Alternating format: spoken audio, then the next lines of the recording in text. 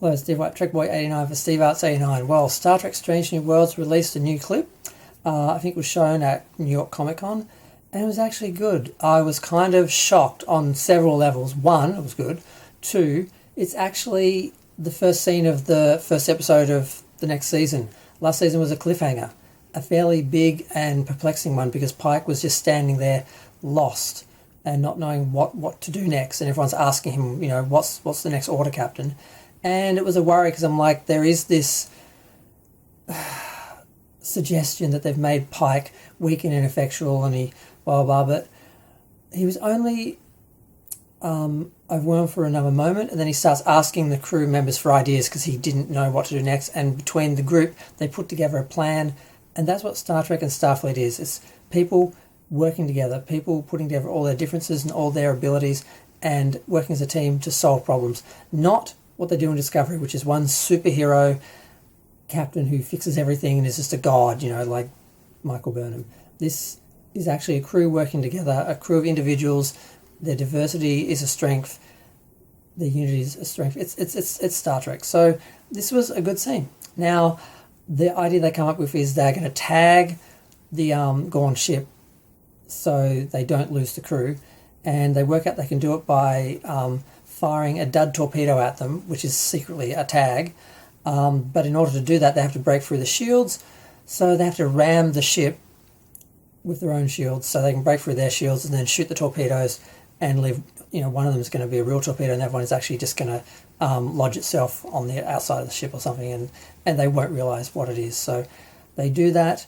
The ramming scene is pretty decent. It's shield to shield. It's not actually like crashing into a ship like Nemesis, or the ridiculous scene from last season where ships were crashing into the desert floor when they could have easily used their shields and done a scene just as dynamic without being as hard to believe.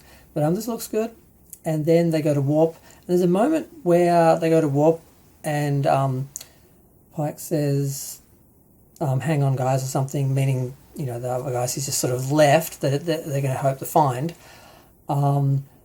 And everything seems to stall for a second. I'm like, is that them just going to warp, or is there something happening with Pike that explained why he was lost in that moment? But I'm okay with him being lost. No one is perfect. No captain is perfect. No male captain is perfect. So the idea that he's not Kirk, he doesn't sort of have this superpower of being able to do everything right, which Michael Burnham took to another level, because Kirk did occasionally speak to the other members of the crew, and it really was Kirk, Spock and McCoy that worked together all the time, whereas Discovery is just Michael Burnham saving the day all the time. So I'm okay with it on one level, because it didn't become a big thing. I was worried, where are they going with this? Is he not going to be able to captain the ship? Is he going to have someone save him? Like, what's going to happen? No, he just turned to the rest of the crew and they worked together as a group, as a crew, and that worked.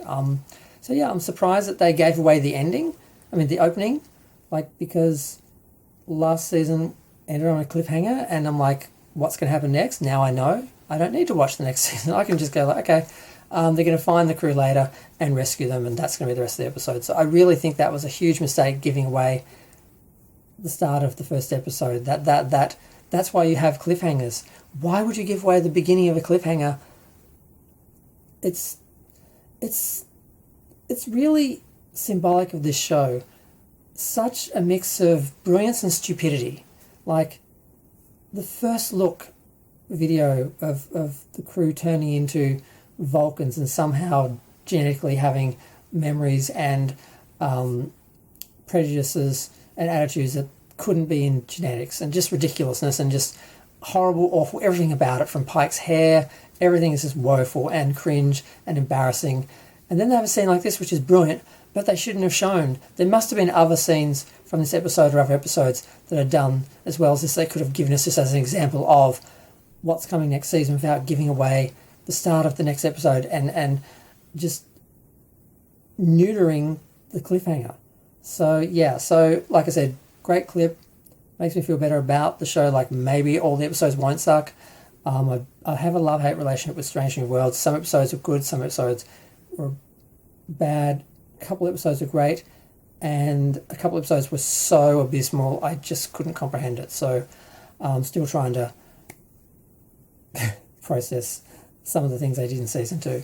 But I have some hope for season 3 that they're going to go more in that direction. But they keep talking about going in the crazy over the top direction. The parody Star Trek's something to laugh at, a joke over the top. That they keep talking about and promoting that side of things.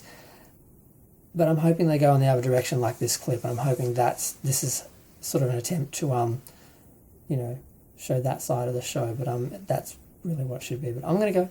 Feel free to share, like, comment, subscribe. Let me know what you thought of the little teaser clip for Star Trek Strange New Worlds, and I'm wondering what else is going to come out over the weekend for the Comic-Con. We'll see. Oh, I also watched the exclusive clip for Lower Decks, but I'm not going to comment on that horror show.